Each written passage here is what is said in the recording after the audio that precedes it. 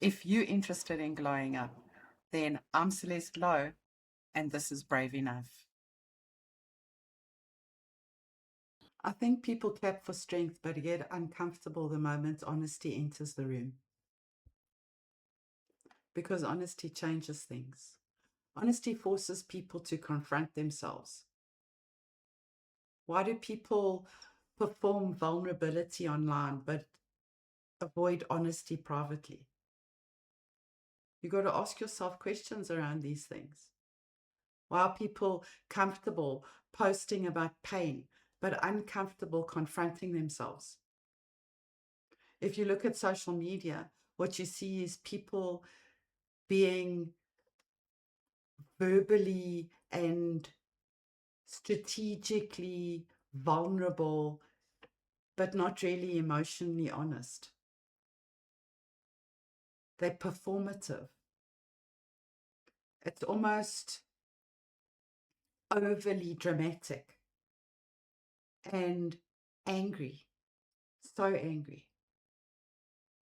And the question you've got to ask yourself, does social media feed negativity? And I think that's been proven. That confrontation and anger and judgment are so the norm now. The drama is the norm. And it's couched in this, no, we're having an adult conversation type of tone, but actually people are really, really ugly with each other online. They create drama that comes off online into lives, that becomes part of our everyday. So you see people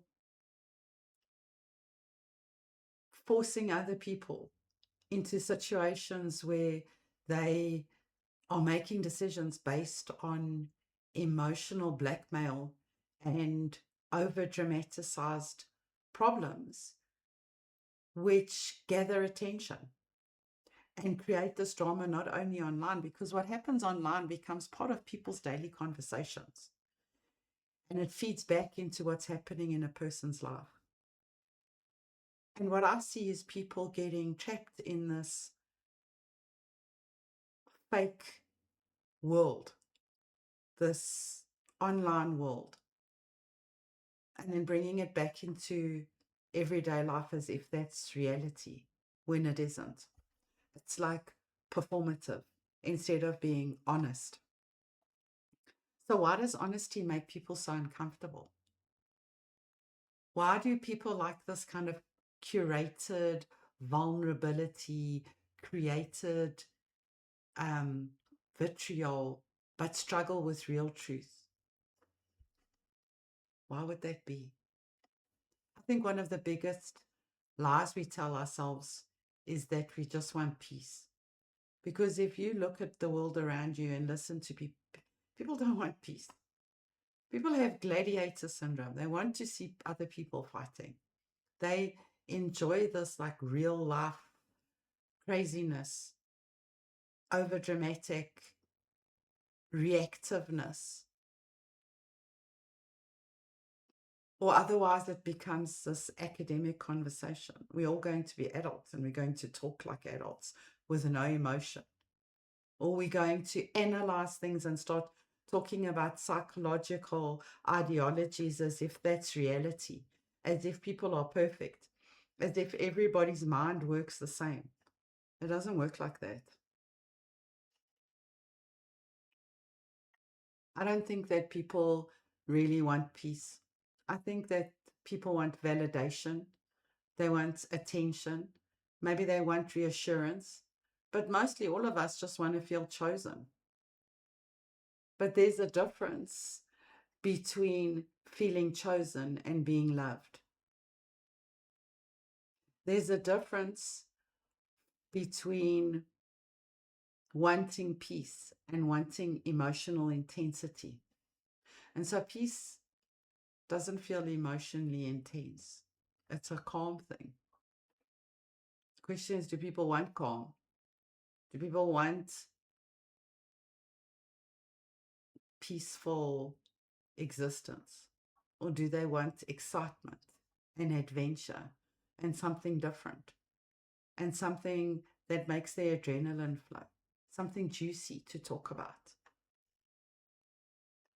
So people stay in situations that they know are unhealthy because that kind of chaos and the drama and the intensity and this craziness feels familiar.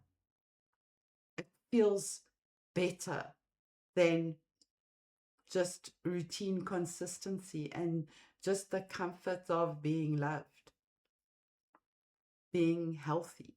Because healthy love is calm. It's not intensely adventurous every second. It's not obsessive. So that calm can feel boring when you're used to being addicted to emotional highs and lows. And if you look at the world we live in today, people are addicted to highs and lows.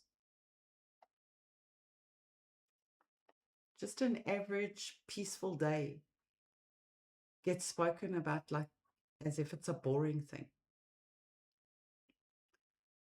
And people confuse obsession with love, and I see that every day. Every day. Listen, if someone's phoning you 42 times a day, that's not normal. That's obsessive. If you can't focus on your work because all you can think about is this person, that's obsessive. That's not okay. You know, anxiety, feeling more exciting than peace is not okay. That's a survival strategy. That's not peace. That's not healing. That's not growth. People have become addicted to emotional intensity. And so in relationships, what you see is people repeatedly going into these patterns of these intensely emotional, fraught relationships with not even with romantic partners, with friendship circles. Everything's got to have this drama on it. Everything's got to be too much. There's always some sort of undercurrent going on. And why do you need that? Why do you want that? What does that show? That doesn't show healing. That shows brokenness. That shows I want to fit in. It shows almost a bullying crowd of cliquey type people who judge and who degrade other people. Why? Why? And I think worse than just that is when it's this understanding of psychology and this kind of unemotional judgment of people that diagnoses them as all sorts of things that is the hardest for me to swallow. Because where's the emotion in that? And where's the understanding in that? And where's the growth that takes you to a place where you understand that everybody's got a backstory and most people have got pain that they're carrying. And we have generational trauma. And actually finding someone who's never been traumatized, especially in South Africa, is probably a very hard call. And just because people look like they're okay doesn't mean that they're okay. Maybe they're just performing so that they can be accepted, so that they can be seen as being valuable. So we confuse intensity with connection. You can have connection without the intensity. It doesn't have to always be a drama. And what you see in relationships often when they come across my desk, when we have survivors, and in the last 20 odd years that I've been working with other survivors and even myself, what you see is people missing feeling chosen, missing something that doesn't exist. And I know that over the years, I've asked this question so many times of people. Do you love this person or do you love the idea of this person? This castle in the sky that you've built around this person that doesn't take into consideration their flaws and what they're doing to you. Because it's not normal to hanker after and chase after someone that constantly hurts you. That is not love. That is martyrdom, is what that is.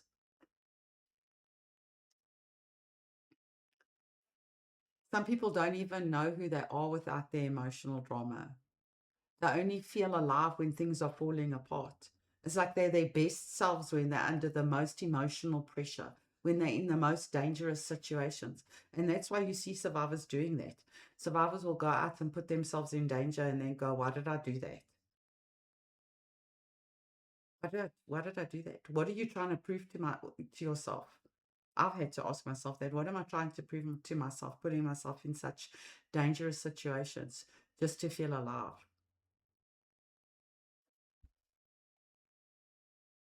And I think social media has made everything worse, honestly, and fake news even more so. Fake news even more so. People have lost the idea of boundaries, of healing, of growth, and everybody performs emotional intelligence online.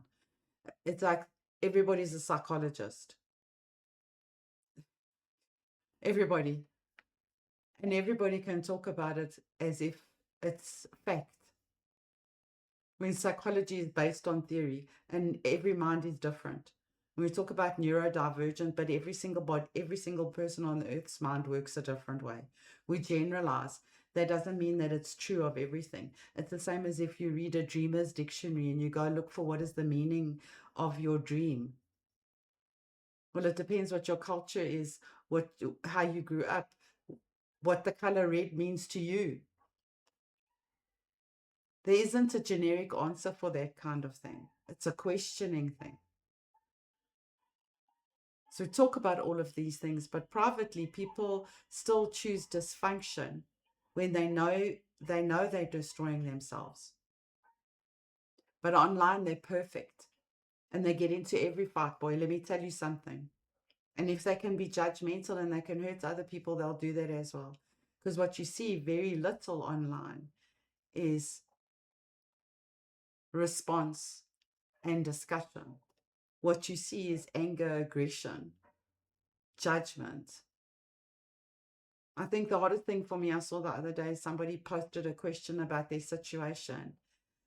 And the responses to that question were absolutely horrific. They were not just judgmental, they were downright nasty. They were basically saying, you're an idiot, when someone was asking for help. And it's not okay, but you see it all the time. It's as if people have found a way into the underbelly of society and into the darkness, and they just want to stay there. And why that is popular is beyond me. So people love healing language, especially online, but they don't like accountability. They don't like being called out for saying that they're being judgmental. People post all this growth online, but when you meet them in person, they're toxic. And then you're asking yourself, what are you trying to portray yourself as? Has emotional intelligence become branding? So you pretend you're this emotionally intelligent person online, but when you get met in person, you're actually just a flawed human being like everybody else. And it's difficult. Let me tell you something. They are hard things that I'm saying because they apply to me as well. I make all those mistakes. It's hard to look at yourself and admit the truth about yourself. It's hard to say I'm not perfect.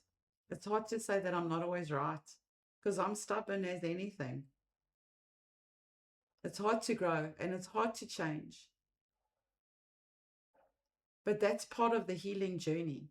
And that's part of finding healthy love and healthy relationships with other people.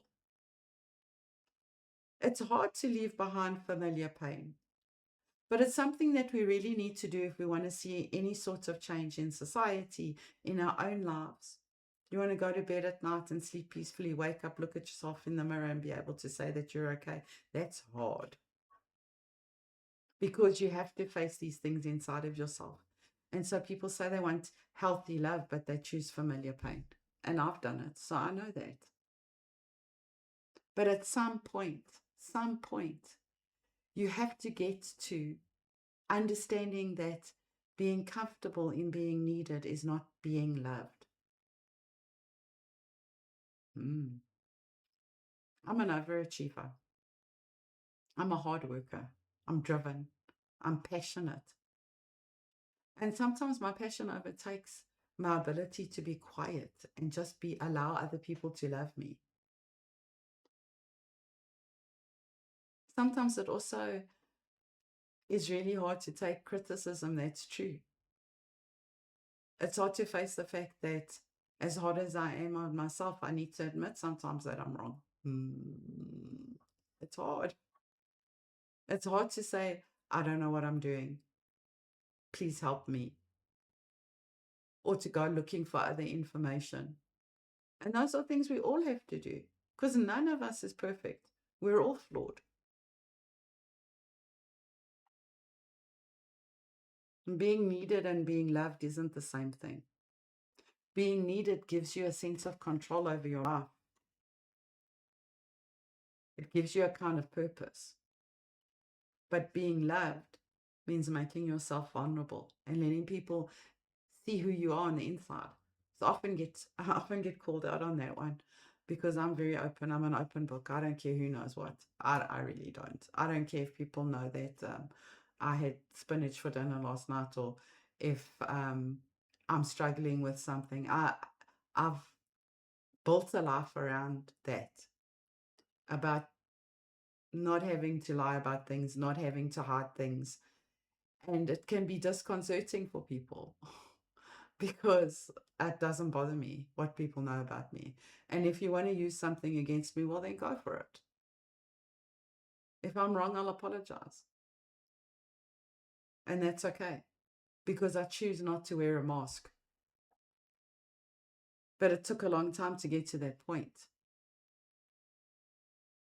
It took a long time to understand that people needing me and people phoning me at all hours of the night and demanding my time all the time wasn't being loved. That's called being used. It's not called being loved. You don't have to fix everyone, and you don't have to have an answer for every problem. It's okay to say, you know what, I don't really know. Let me go find out. Because over functioning and rescuing everybody made me feel like I was important, made me feel like I had value.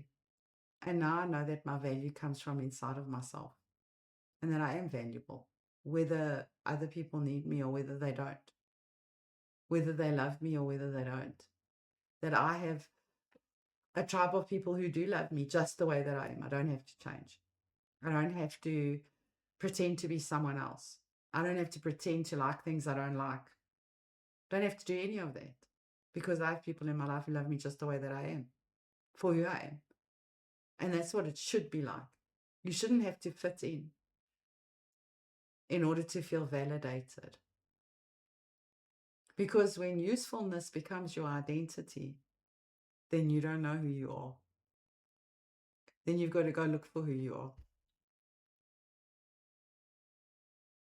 And I think a lot of the time the fallout from being abused is that you don't actually know how to receive healthy love. You're always expecting the bubble to burst. You're going, people love me because they don't really know me. If they knew me, maybe they wouldn't love me. I have to be perfect for them, otherwise they won't love me. I've thought that about a lot of people in my life. I'm always surprised when people stay in my life. I always think the other shoe is gonna fall, and then people are gonna know, ooh, she's not okay in their head. And all of that stuff that was taught to me during my childhood abuse about being unlovable and unattractive and incapable of being accepted in society. All of that stuff always sits at the back of your head. You have to talk it down. It's been how many years, and I still have that voice in my head. But you have to, even though that makes you afraid of being vulnerable and being yourself, and even though that damage is there, you have to do it. You have to go ahead and live your life fully. You need to tell that voice to shut up. And you need to live your life. You know what? If you're afraid, you need to push through it. You need to do the things that need to get done so that you can be completely yourself and be your best self every day, even when you're afraid. That's the only way. Otherwise, you'll just sit in your pain forever. So some people are addicted to proving themselves, and I used to be like that, but now I think I have a little bit less of it. But I think all of us just want to be applauded for who we are, validated for who we are. We want people to love us. We want to be accepted. We don't want the rejection. So people start being overly involved in fixing other people when you can't do that. You can only fix yourself. Helping to the point of hurting yourself. Giving too much. Or carrying everyone else. And it's not coming from a place of kindness. It's coming from a place of needing to be validated, because you can be kind without killing yourself. And you don't need to be validated by other people. You can validate yourself. So if you want to know where are you on that scale, you need to ask yourself, who are you when nobody needs anything from you? And would you still feel valuable if nobody needed you? And so maybe that's why we stay constantly distracted, right? Have you seen people? Work, noise, drama, relationship issues, social media, looking for attention, anything, so that you don't have to sit and be quiet enough to ask yourself the question, am I actually happy? Am I okay? Because people are terrified of silence, of just doing nothing. They want to be constantly distracted. And so what happens if you have to sit alone with yourself today? Would you be able to? Or is busyness your answer to emotional avoidance? You don't have to ask yourself how you're feeling because you're too busy to. Can you sit with yourself? Just honestly sit quietly with yourself and be okay. Or does the silence expose all your pain and all your fear?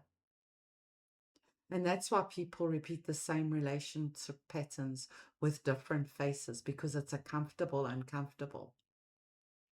You just see emotionally unavailable people finding each other all over the show. Why?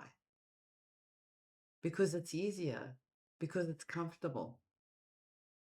That's why people return to situations that they know will hurt them. I did that for 13 years. It's not weakness.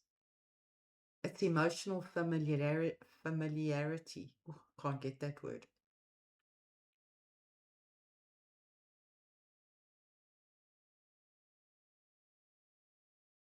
Familiar pain is easier than unfamiliar peace. So people hide inside those excuses.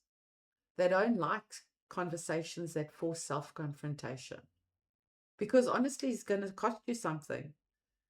Honesty is going to cost you your ego and your excuses and your denial and your performance. And maybe that's why so many people avoid it.